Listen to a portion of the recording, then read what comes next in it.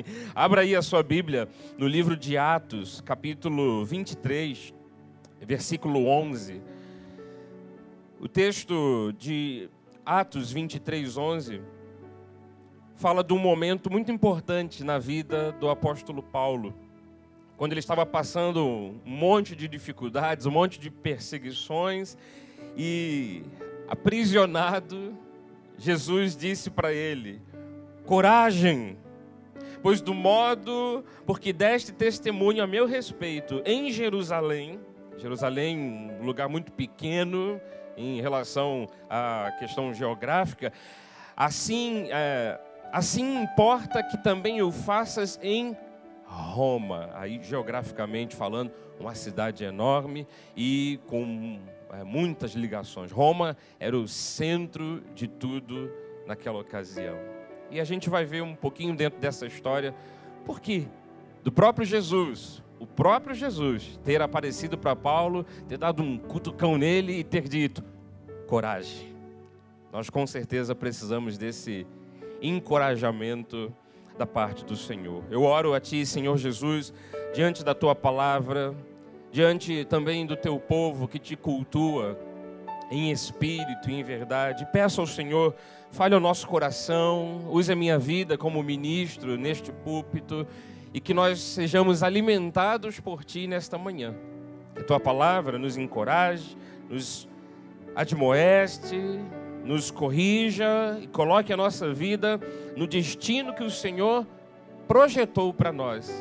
Assim como disse a Paulo, de Jerusalém a Roma, de algo inicial para um propósito final, de algo pequeno para algo muito grande. Alinhe nossas vidas, nossos passos, nosso rumo com o Seu destino, Senhor. Nós nos submetemos à Tua palavra. Oramos assim em nome de Jesus. O povo que se submete a Deus diga amém. Amém e amém. Glórias a Deus. Glórias a Deus. O título da mensagem hoje: jamais desista, tenha coragem. E eu baseio a mensagem de hoje nesse episódio que aconteceu com o apóstolo Paulo em Atos 23, 11, quando, depois de ter sido preso, na noite seguinte, o Senhor, pondo-se ao lado dele, disse: coragem, pois do modo por que deste testemunho a meu respeito em Jerusalém, assim importa que também o faças lá em Roma. Você sabe, quando um cristão segue o seu caminho guiado pela vontade de Deus, como Paulo fazia, ele sempre colhe resultados positivos. Quando nós vamos na direção que Deus estabelece, porque Deus sempre faz assim, Ele traça um caminho, Ele traça um plano, e nós trilhamos esse caminho. Deus traça e a gente trilha. Quando a gente vai por esse caminho, a gente só encontra resultados positivos. Muito embora venham lutas, venham tribulações, quando o crente não desiste daquele propósito, não desiste daquela visão que Deus anteriormente já lhe deu, quando o crente não dá ouvidos a vozes contrárias, a conselhos que fazem com que ele se desvie do caminho certo, o fim é sempre proveitoso. Não há no caminho de Deus algo que deixe a desejar. O salmista disse que os caminhos de Deus são perfeitos. Pode até, enquanto a gente está caminhando por esse trajeto que Deus cria, que Deus aponta, que Deus mostra, pode até parecer que está demorado o momento de um triunfo, o momento de um êxito, o momento de uma conclusão de algum projeto. A gente tem sonhos, a gente tem objetivos, a gente quer realizar coisas. A Igreja Cristo Vive em Nova Iguaçu está fazendo obra do Templo Novo, e essas etapas todas que às vezes nós nos deparamos e tem que ser numa data, prorroga, como é que vai ser, o que vai acontecer. Nesse meio do caminho, pode parecer que a gente até está fora do rumo certo, sabia? Pode até parecer que nós perdemos o rumo, mas não. Quando a gente anda por aquele caminho que Deus planejou, sempre vamos ver os resultados positivos, sempre vamos ver o resultado proveitoso. E o propósito dessa mensagem é levar você a ter esse discernimento da vontade de Deus. E a partir do momento que você entenda que você está no caminho certo, está seguindo aquela orientação, que você então não desista de seguir esta visão que Deus te dá. Se é em relação aos cuidados da sua família, que você não desista disso, jamais desista, tenha coragem de seguir em frente. Se é em relação às questões profissionais, em que você não pode perder o foco, não possa perder o foco, então não desista. Se é em relação à comunidade cristã, onde você cultua a Deus, a igreja em que você criou raízes e talvez alguma situação faça você pensar que você, eu perdi o rumo. Na verdade, eu não perdi, não. Quem perdeu foi o bispo, o pastor. Eu vou sair dessa igreja. Não! Você está no caminho certo? Já teve anteriormente certeza disso? Jamais desista. Tenha coragem de enfrentar vozes contrárias, obstáculos e se manter firme. Mas, bispo, está tudo desmoronando e eu não estou conseguindo ver um bom resultado. Calma. Coragem.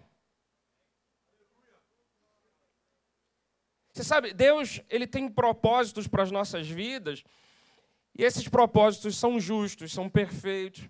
Não existe. Se há aqui um propósito de Deus, não há desvios, não há atalhos para que a gente seja feliz, para que a gente tenha vitórias. Eu tenho que seguir em frente, tendo foco naquela visão que Deus me deu. Eu tenho que perseverar de acordo com a vontade de Deus.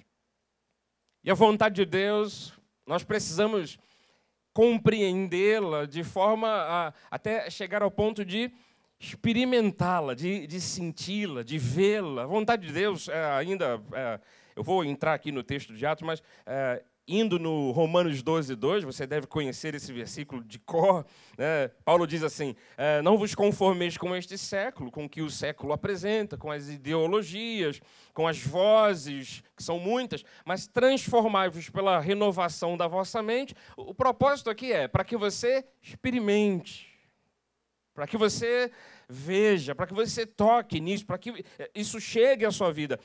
Aquilo que seja bom, no caso aqui dizendo boa, que é a vontade de Deus. Experimenteis qual seja a agradável vontade de Deus. Experimenteis qual seja a perfeita vontade de Deus. Então, posto isso aqui como introdução, eu quero que você faça aqui comigo um ponto pacífico. A gente não vai discutir isso aqui, é algo que Deus me deu de visão, é ou não é, a vontade dele. Se Deus te deu uma visão, é a vontade dele. Se Deus te colocou numa família, é a vontade dele. Se Deus te deu aquele emprego, é a vontade dele. Se Deus te plantou nesta igreja, é a vontade dele. Tudo que acontece no meio do caminho, que parece que nós estamos perdendo o rumo, nesse momento nós precisamos identificar, temos que ter o discernimento de pensar assim, calma aí, se Deus já me colocou no rumo lá atrás, não importa se foi há 20 anos atrás, há 10 anos atrás, há 6 meses atrás, não há nada de errado em eu viver esse momento cheio de tribulação. Eu não vou desistir do caminho.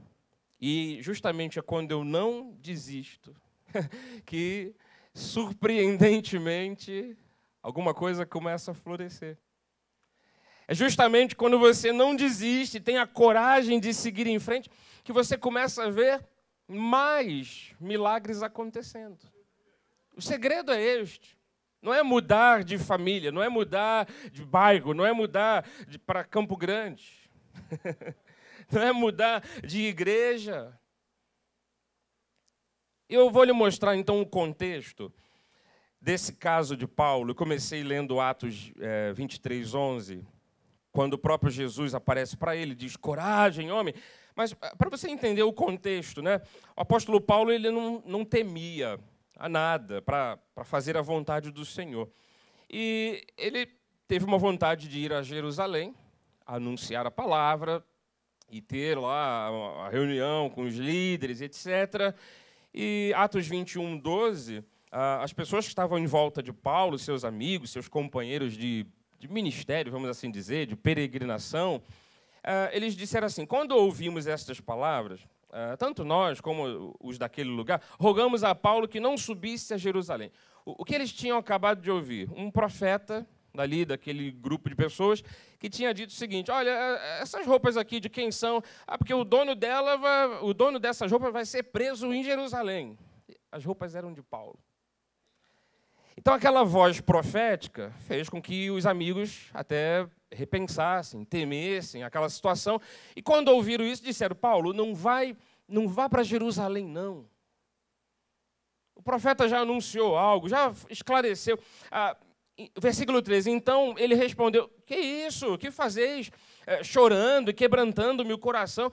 Pois estou pronto não só para ser preso, que tinha sido a palavra profética, mas estou pronto até para morrer lá em Jerusalém pelo nome do Senhor Jesus. Versículo 14, como, porém, não o persuadimos? Bom, conformados, dissemos: faça-se a vontade do Senhor.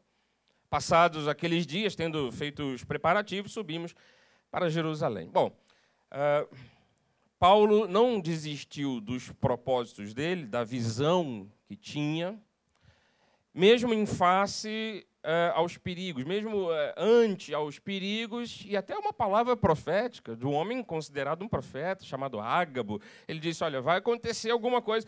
E a profecia, ela tem essa função também, né, de prevenir, não é só para assustar. E aí a pessoa pode dizer: não, tudo bem, vou enfrentar desafios, mas a causa era nobre, a causa era justa. A causa fazia parte de todo o contexto do destino que Deus tinha dado para Paulo. Então, ele não podia dizer: então quer dizer que o Senhor está prevendo que eu vou ser preso e é melhor eu desistir nesse momento de seguir o propósito de Deus. Jamais. Poxa, como é que fica, então, a cara do profeta aqui, que disse que não era para ele ir, agora ele não obedeceu? Não sei. A gente não entende todas as coisas que acontecem. Talvez fosse um tipo de alerta para que Paulo começasse a pensar: alguma coisa, como diz o carioca, né, sinistra vai acontecer. Ágabo não disse para ele não ir para Jerusalém. Quem disse foram os amigos. Depois você pode ler em casa o Atos 19, 20, 21, 22, até o capítulo 23. Tem todo esse contexto.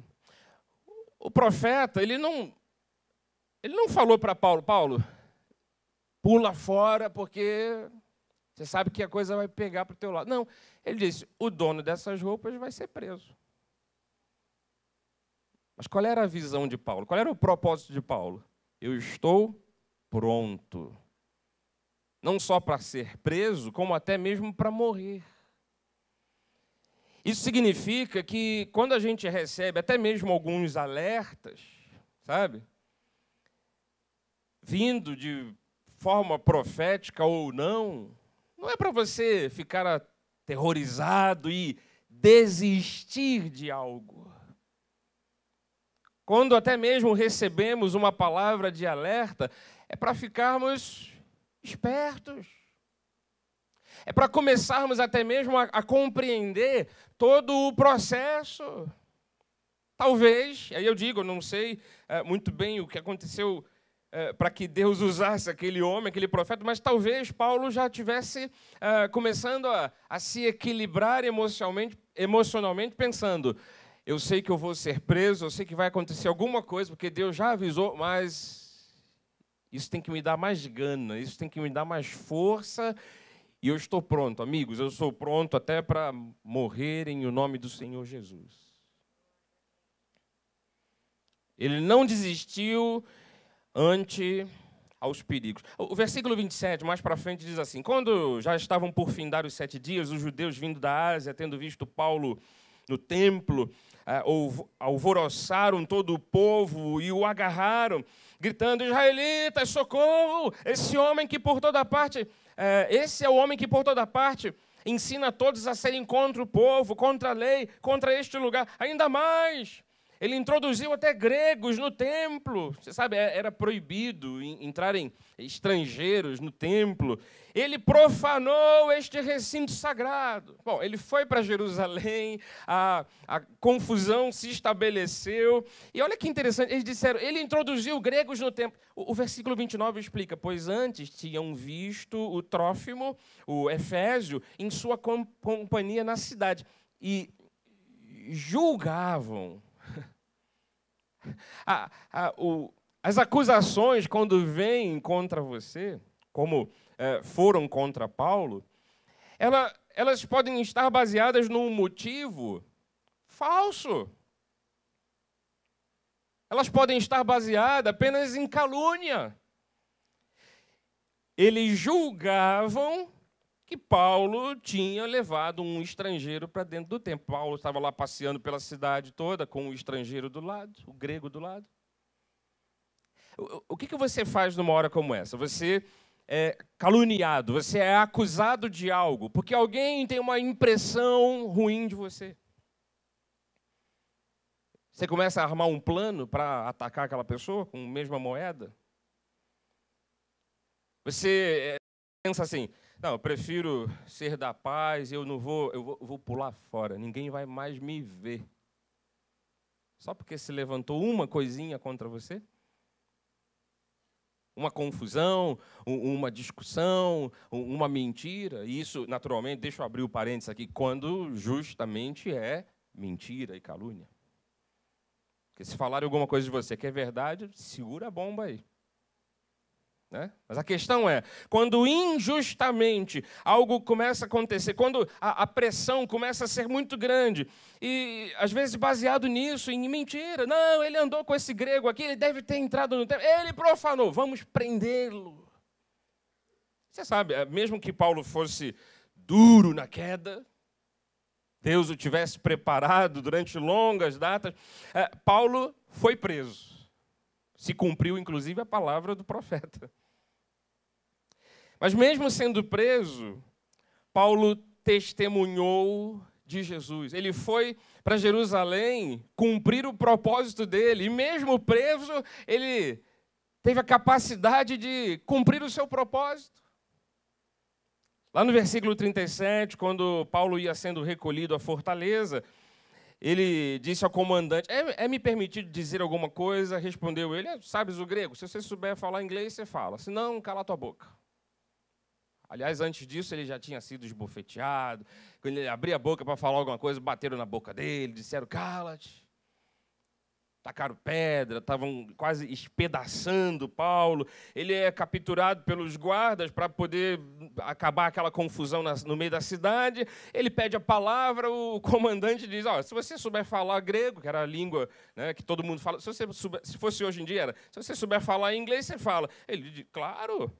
Versículo 39, mas respondeu-lhe Paulo: eu sou judeu, natural de Tarso, cidade não insignificante da Cilícia, e rogo-te que me permitas falar ao povo.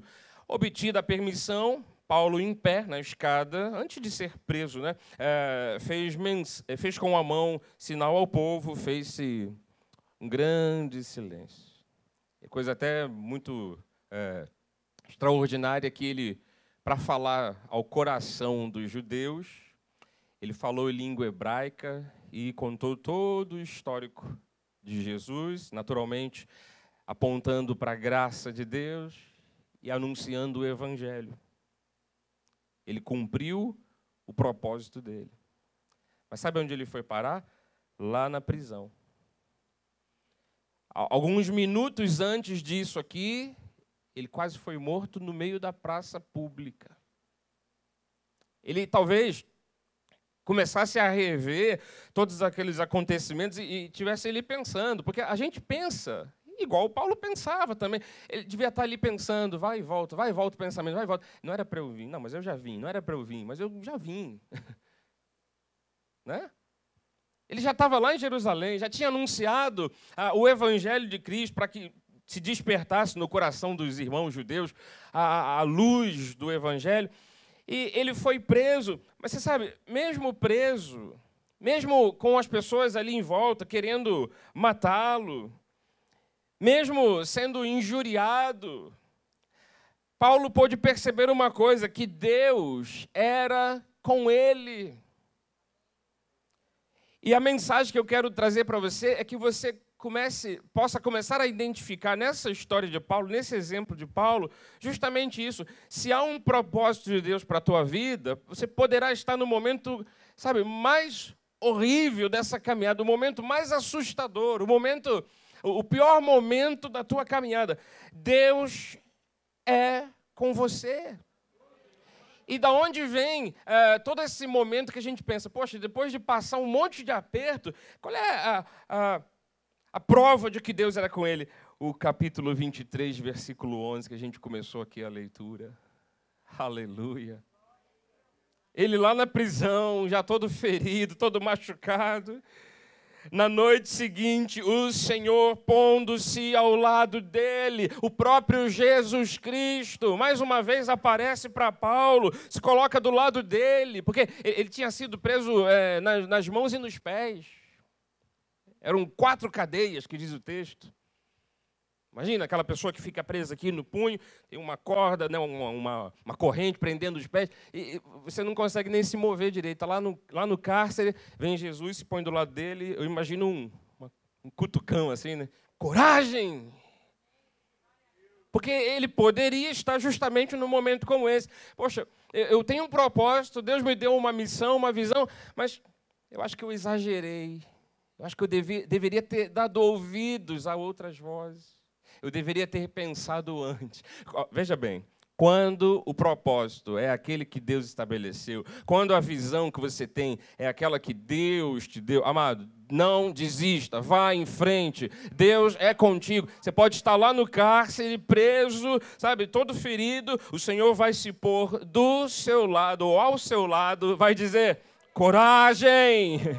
Porque de Jerusalém minúscula, você vai ainda para Roma. Então, a mesma coisa vai acontecer contigo. Daquilo que tem acontecido, você tem dado testemunho de ser fiel, justo, leal, verdadeiro, um bom cristão. Em coisas pequenas, Deus vai levar você a coisas grandes. Agora, sinta aí Jesus do teu lado, né? Se você, irmão, quiser fazer essa representação de Jesus, dá uma cotovelada assim, diga assim, ó, coragem. No pé do ouvido aí, ó, coragem. Não, cutucão no braço, falando ao pé do ouvido. Coragem. Porque se der o cutucão no pé do ouvido, pá.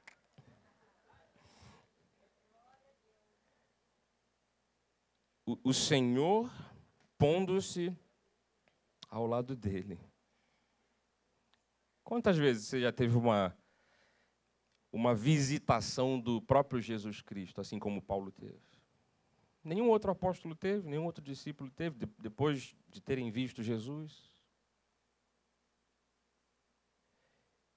Eu gostaria muito de servir, nesse momento, dessa representação do próprio Cristo, e dizer para você, assim como eu pedi para o irmão te dar um cutucão, que você entenda que quando eu digo para você coragem, porque você vai testemunhar de coisas muito grandes ainda, que você receba isso no teu coração. Por mais que as lutas estejam acontecendo. Então, nós não devemos temer as lutas, as tribulações. Porque se Jesus se põe ao lado e fala conosco, e nos encoraja, nós não estamos sós. Não, bispo, calma aí, mas lá em casa sou eu apenas que batalho por tudo. Lá na empresa, eu que fico mantendo ali a justiça, que senão até o patrão é corrupto, não sei o quê. Às vezes você pensa que está sozinho numa batalha, numa caminhada, num propósito, mas nós não estamos sós. Ao menos Deus se põe ao nosso lado, ao menos o próprio Jesus se põe ao nosso lado e diz: coragem, vai em frente. Então nós devemos perseverar crendo que Deus está dizendo: olha, o propósito ainda não terminou, o ciclo ainda não se fechou. É como Paulo lá na frente depois pôde dizer, em Filipenses 1,6, eu tenho certeza. Por que ele escreveu isso para os filipenses? Por que ele diz isso lá na frente, escrevendo as suas cartas? Porque ele passou por aquelas experiências anteriores. Então, quando ele sabia que algum irmão, algum crente, alguma ovelha estava seguindo um propósito e estava vindo uma avalanche de perturbações, uma avalanche de tribulações, ele sabia que se o indivíduo ficasse focado, seguindo em frente, não perdesse o rumo, não se desesperasse e ele confiasse em Deus, que a obra se completaria. O que ele escreve aqui é testemunho e experiência do que ele mesmo viveu na pele, lá atrás.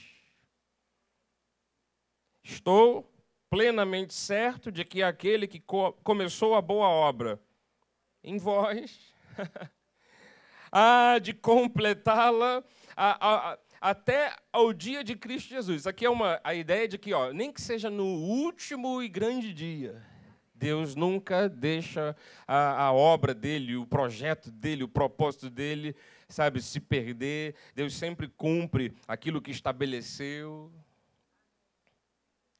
E se Deus começa e termina, se Deus inicia e completa, por que você iria desistir daquilo que Deus começou? Foi você que começou as grandes bênçãos na sua vida? Foi você que se abençoou, foi Deus que te abençoou? Aliás, com toda sorte de bênçãos. Elas estão no mundo espiritual e, de vez em quando, vão aparecendo no mundo físico. Essa é a grande verdade. Foi você que se abençoou, Deus que estabeleceu, olha, haverá bênçãos e mais bênçãos. Foi Deus. A família que você tem, a esposa que você recebeu, os filhos que você tem. Filhos são herança, esposa é bênção do Senhor.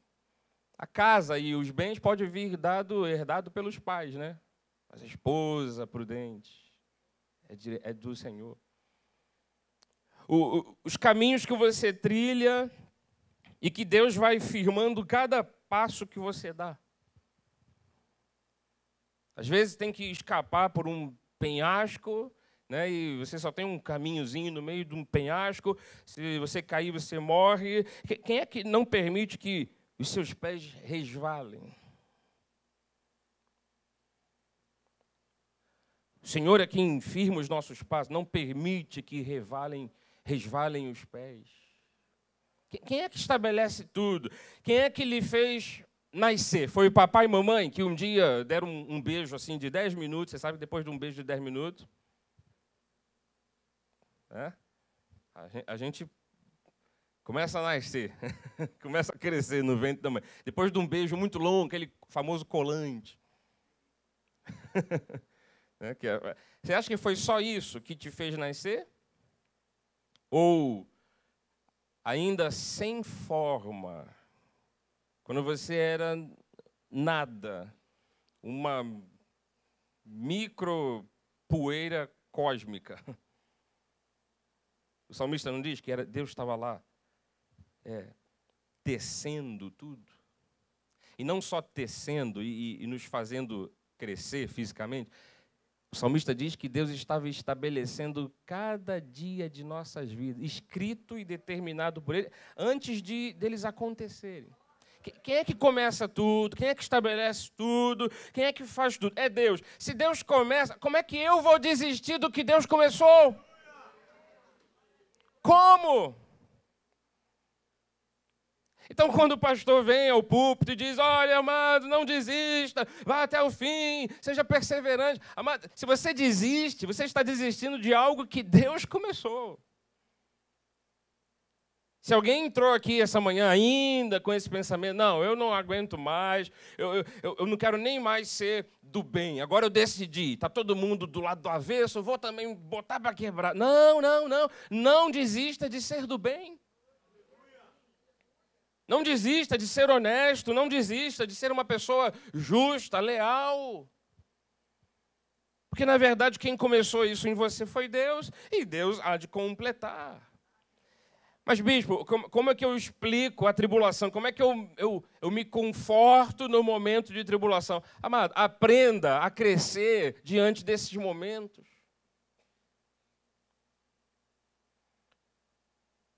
Tenha a coragem de jamais desistir, mesmo quando você enfrentar os piores obstáculos. O texto de Romanos 5, 3 e 4, Paulo diz assim, não somente isto, hein, mas também nos gloriamos nas próprias tribulações, sabendo que a tribulação produz. Então eu achei que a tribulação era só uma pressão assim do capeta, do diabo. O diabo não tem nem vez na nossa vida. Aí eu pensei que era assim, sabe, uma conspiração. Eu estou pensando em desistir. A tribulação, ela tem uma função, inclusive, ela tem que produzir uma perseverança. É mais ou menos assim, você insiste, aí você vê que você rompe um limite. E daí, isso te dá, sabe o quê? Experiência. Aliás, o texto do versículo 4 diz, a perseverança, ela produz experiência. Óbvio, você venceu quantas barreiras lá atrás? Será que Deus não continua te capacitando para vencer outras barreiras?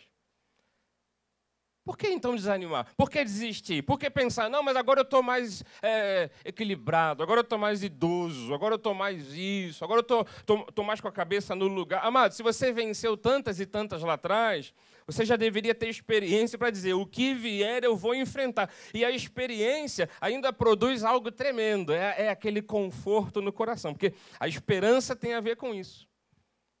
Então, eu não vou reclamar da tribulação, eu não vou me descabelar, eu não vou sair chorando.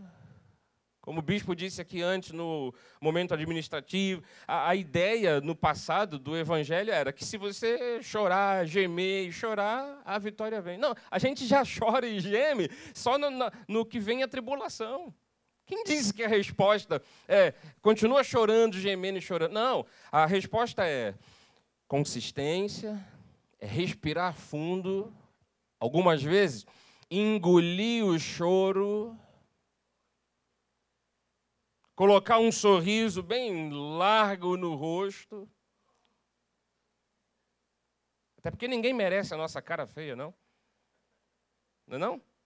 Não, mas hoje eu acordei de mau humor, porque eu estou passando uns problemas aí. Hoje, primeiro que topar comigo, falar um negocinho assim, vai ter. Não, que é isso? Faça bem às pessoas. Não desista nem de fazer bem às pessoas. Eu tenho que entender que o que eu passo vai produzir, vai gerar em mim essa perseverança, essa experiência e algo muito maior, né?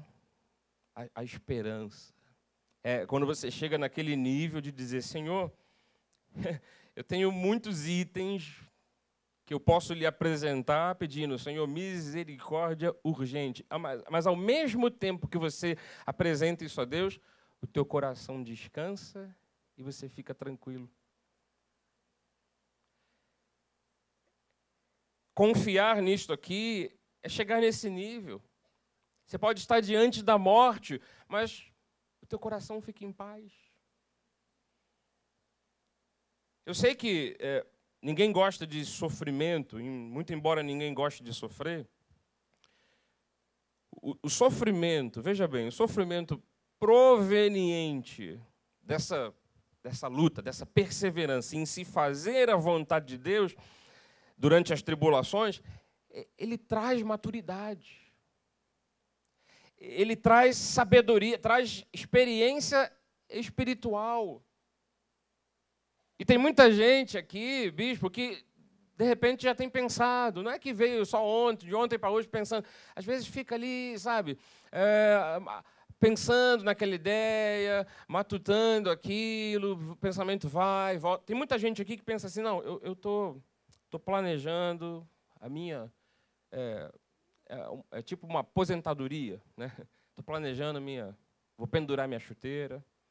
Não, já estou planejando, eu vou entregar o cargo, eu vou deixar para outro, eu não vou definitivamente mudar de casa, de bairro, porque não estou mais aguentando. E a pessoa diz para si mesma, isso já não é de hoje.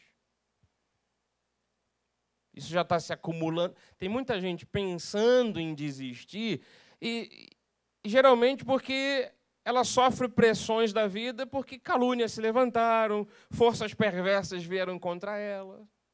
Só que é pessoa justa, é gente do bem, é gente que faz o que é certo. Então, veja bem, ficar sempre resistindo a essas investidas é sofrível, é doloroso.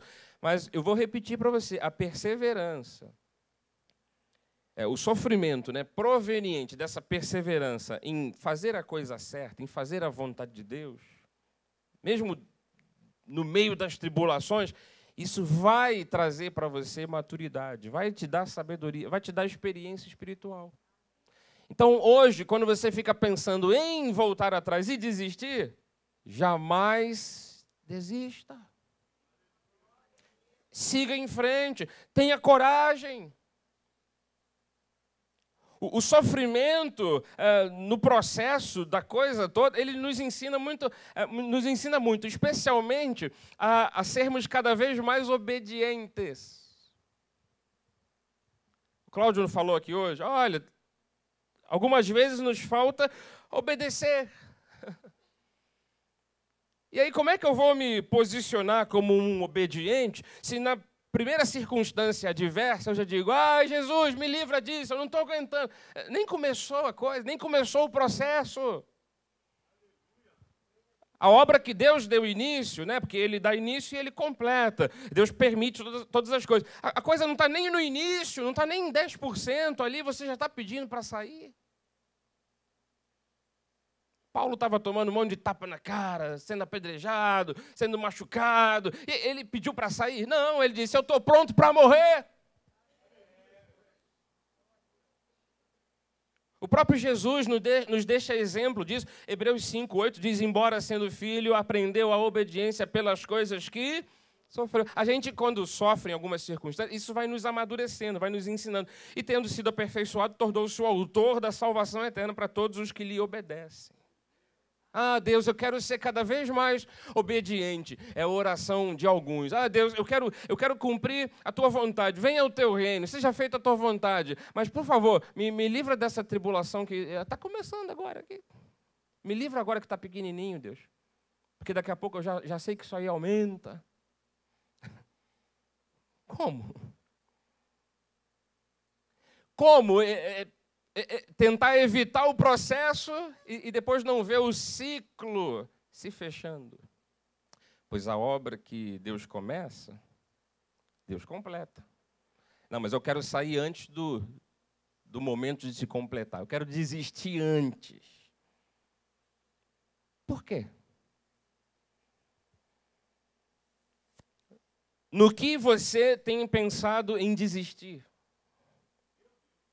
Por quê? Pode ser coisa pequena, Jerusalém, pode ser coisa grande, Roma. No que você tem pensado em desistir? Porque, acima de tudo, nós devemos fazer a vontade de Deus. E se Deus dá o propósito, dá a missão, dá a visão, eu não posso desistir daquilo. Por exemplo, evangelizar. Você não foi alcançado para o reino de Deus quando alguém te evangelizou? Sim ou não? Ou você veio por si mesmo? Foi Deus que começou a boa obra? Ou foi você que um dia acordou e disse, eu vou ser de Cristo? Se você estava afundado lá no lamaçal do pecado, eu também estive afundado e Deus foi lá e nos tirou de lá. Aí, por que não evangelizar? Não, porque na minha época, quando eu fui evangelizado, sabe, as pessoas eram sérias, as igrejas eram sérias, e agora não, agora está uma bagunça, então agora não adianta falar nada. A gente desiste de uma coisa, de um propósito. E veja bem, evangelizar, tem alguma coisa ruim nisso de evangelizar? Mas se alguém falar, sai daqui, seu crente chato, você vai perder a tua credibilidade por causa disso? Não. Deus vai deixar de te honrar por causa disso? Porque alguém disse que não, cala-te a boca. Ainda que as pessoas se levantem contra, evangelizar faz parte da missão nobre que todos nós temos. Às vezes desistimos de evangelizar até mesmo os mais próximos. Já esgotei, não aguento mais falar para o meu marido nem para minha esposa. Bispo, meus filhos, não falo mais nada. Quantos anos eles têm, irmã? 10 e 12 anos. Quando fizer, sei lá, 21 anos, aí talvez você nem tenha mais o que falar. Agora, filho pequeno, marido, esposa, gente que você pode falar alguma coisa e não desistir de monitorar, de mentorear, de discipular. Vai desistir por quê? Às vezes a gente pensa em desistir de cuidar dos outros. Ora, bispo, eu pensei que o senhor estivesse falando de um propósito grande, uma coisa assim, uma missão tremenda. As pessoas que Deus coloca à nossa volta, e se Deus coloca é porque Ele começou a boa obra. Não foi a pessoa que começou, nem você que começou. Não, porque eu que quis cuidar do fulano. O fulano que se aproximou de mim. Não, foi Deus. Aí Deus quer que ambos cuidem um dos outros. Você vai desistir de cuidar? Por quê?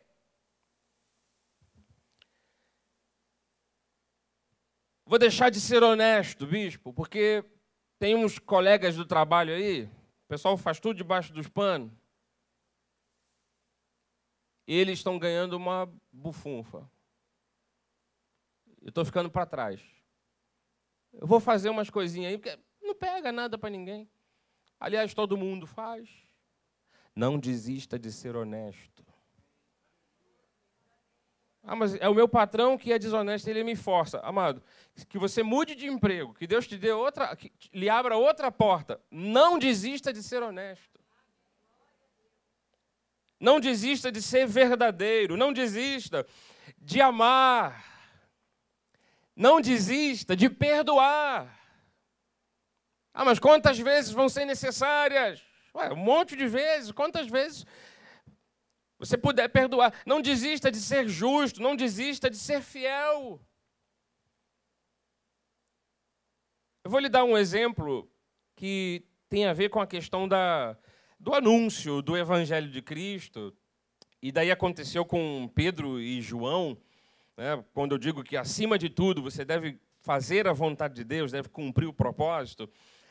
Aqui em Atos mesmo, Atos 4:14, até o versículo 20, diz assim: vendo com eles o homem que fora curado, não tinham que dizer nada tinham que dizer em contrário. E, mandando-os sair do sinédrio, consultavam entre si o seguinte, dizendo: o que faremos a esses homens? Pois, na verdade, é manifesto a todos os habitantes de Jerusalém que um sinal notório foi feito por eles e não podemos negar. Mas, para que não haja maior divulgação entre o povo, ameacemos-los para que não mais falarem neste nome, a quem quer que seja. Bom, os religiosos, os líderes ali em Jerusalém estavam dizendo: vamos fazer calar Pedro e João, porque eles curaram um cara na porta do templo, e agora esse cara fica com eles ficam dando testemunho que o nome de Jesus o curou. Então, quem quer que seja esse nome, vamos fazê-los calar.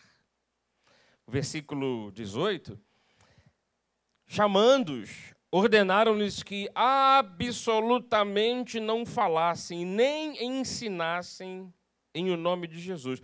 Mas Pedro e João lhes responderam: julgai se é justo diante de Deus ouvir-vos antes a vocês. Pensem bem, a gente vai dar ouvidos a vocês ou a gente vai continuar seguindo o nosso propósito? Eles estavam fazendo alguma coisa errada? Curando enfermos? Só porque era na porta do templo e porque estava anunciando o nome de Jesus? Não. Se não era errado, se era a vontade de Deus, eles não poderiam desistir. E aí o versículo 20, ele diz, pois nós não podemos deixar de falar das coisas que vimos e ouvimos. Então, o que você já viveu, o que você já experimentou, que você teve aquela convicção, olha, Deus me colocou nesse destino, Deus me colocou nesse plano, Deus me abençoou com isso, com aquilo, foi Deus que deu, foi Deus que deu. Você está querendo desistir? Por quê?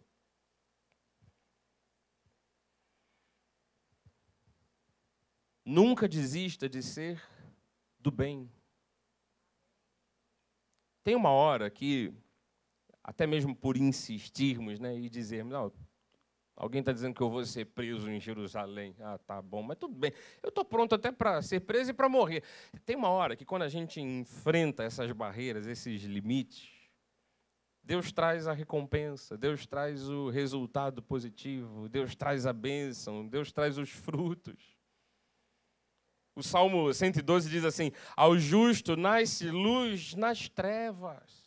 Quando você é persistente em fazer o que é correto, eu volto a dizer, amar as pessoas, perdoar, ser justo, ser fiel, ser honesto, ser verdadeiro. Quando você faz a coisa certa, amado, na hora que tem que aparecer um fruto, o fruto aparece. Na hora que a luz tem que brilhar, ela brilha no meio das trevas.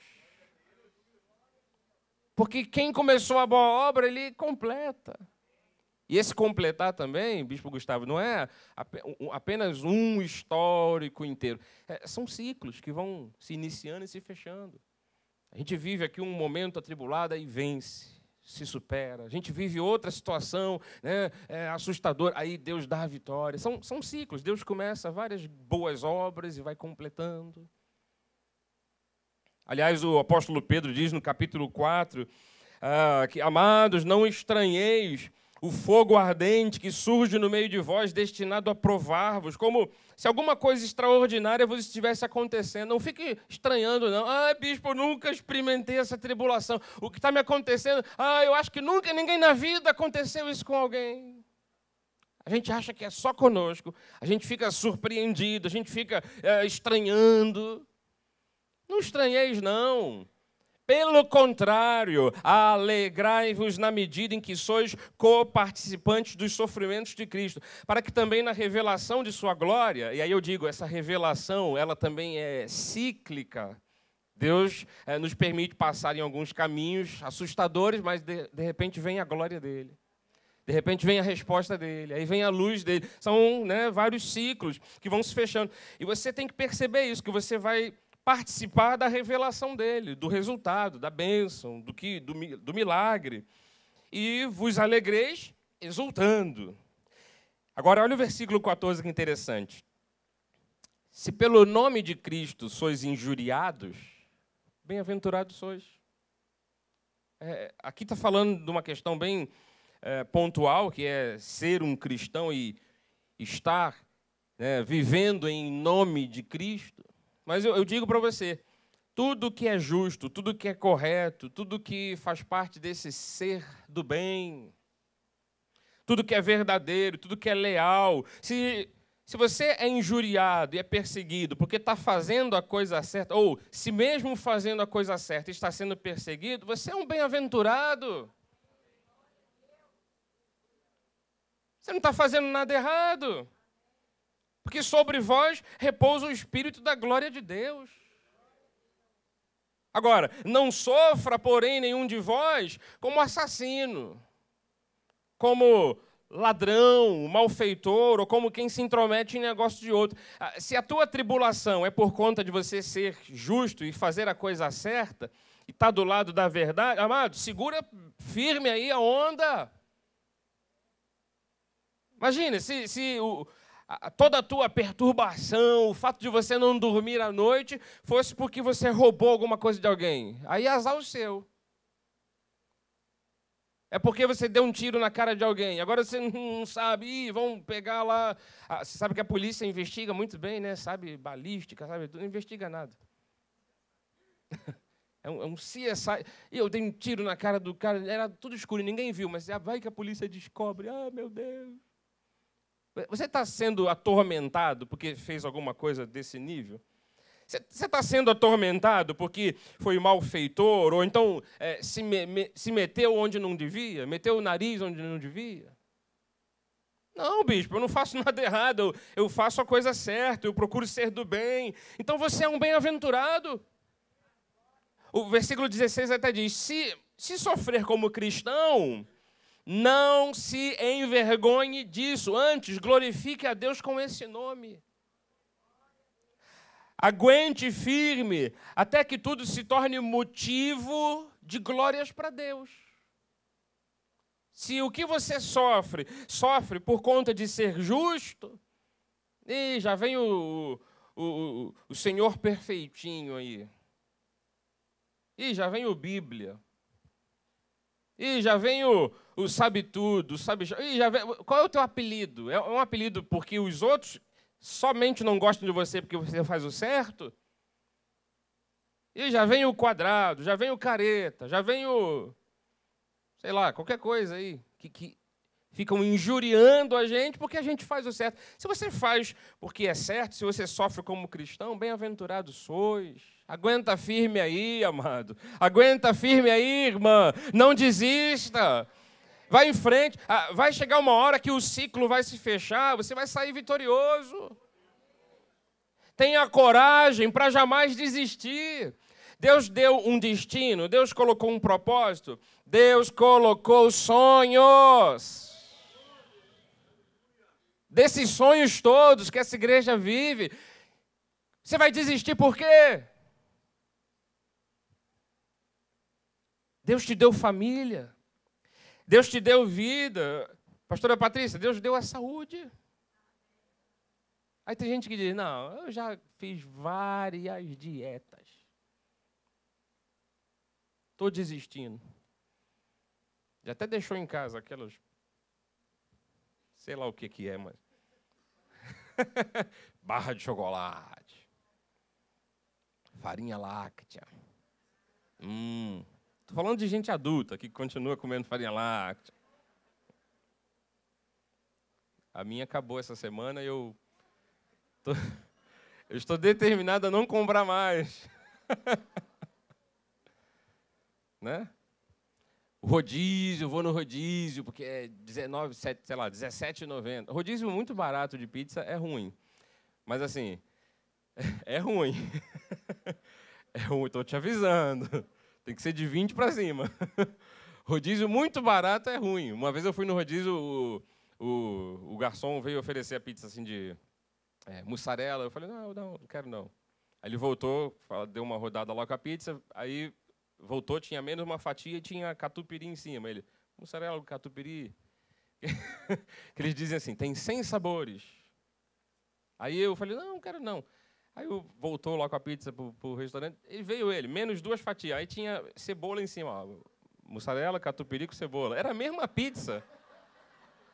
Que ia e voltava, até que a última fatia assim, de 10, tinha um monte de incremento lá. Aí... sabe, eu já tenho até um tempo que, quando eu vou comer pizza, alguma coisa assim de rodízio, eu já coloco na cabeça. São 3, 4 fatias, acabou. Que é como se eu comesse à la carte. Mas aí a pessoa pensa o quê? R$17,90. Eu estou pagando. Pode comer à vontade. A gula vem daqui de dentro, assim, da alma. E a pessoa... separa aquelas raspinhas, a borda da pizza, e parece que faz um troféu ali. E já tem 15 bordinhas. Já tem 20 bordinhas. E tem restaurante que ainda oferece um molho para você molhar a bordinha. Aí Deus nos deu um corpo, uma saúde para nós cuidarmos. Não, mas eu já tentei de tudo. Estou desistindo. Desistir por quê? Não, o evangelho hoje em dia, sem querer generalizar, mas já generalizando, é que o evangelho está, sabe, está muito mundano, está não sei o quê. Aonde? Aqui nessa igreja? Aí a pessoa generaliza e diz, eu estou desistindo. Na verdade, ela só está pulando de um galho para o outro, porque agora eu serei o igreja desigrejado. Impossível você... É possível você viver, não sei se existe essa palavra, descongregado. Mas é impossível você deixar de ser igreja. Sabe por quê? Quem começou aquela boa obra não foi você. Você é o dono da sua vida? Você é o responsável pela toda a tua história? Não, você pertence ao Senhor Jesus Cristo. E quando a gente desiste de qualquer coisinha que seja, a gente está tentando desistir de um plano muito maior. Mas se eu realmente desistir e não quiser cumprir a minha missão, você vai se ver com Deus. Deus vai pegar a lança dele, o aguilhão, vai te espetar. Aí depois você vai dizer, ai, está doendo muito, Jesus. Está fazendo cosquinha. Está doendo. Não, agora eu vou seguir os teus planos. Se você lutar com Deus, você vai parar no estômago de um grande peixe. Sabe o que aconteceu com Jonas? Foi engolido por um peixe. Sabe o que acontece com alguém que é engolido por um peixe? Morre, sufocado. Sem contar o cheiro das entranhas do peixe. Que peixe come frutos do mar e fica aquele azedume. A pessoa morre, e aí você vai lutando com Deus, você vai passar um pior momento da sua vida, num ventre de um grande peixe, quase a morte, até que você diga, Senhor, das profundezas eu te clamo. E aí, sabe, nem o peixe te aguenta e te vomita na praia. Para quê? Para você ir para o propósito. A história de Jonas, ele foi cuspido na praia de Nínive, para onde ele não queria ir. Sejam coisas grandes, sejam coisas pequenas do dia a dia. Se Deus é quem começa tudo e vai completar, eu não posso desistir disso. Eu tenho que amadurecer. Eu tenho que entrar em sintonia com esse propósito de Deus.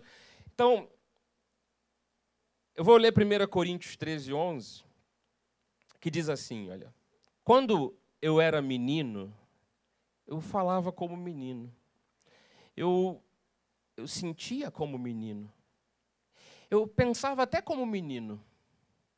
Quando cheguei a ser homem, desisti das coisas próprias de menino.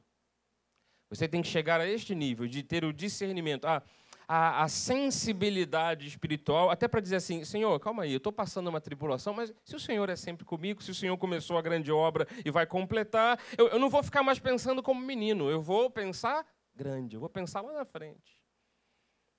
Verdade é que Deus não vai deixar de cumprir os propósitos dele. Verdade é que Deus vai fazer tudo certo no tempo e o modo dele. Eu é que não posso desistir.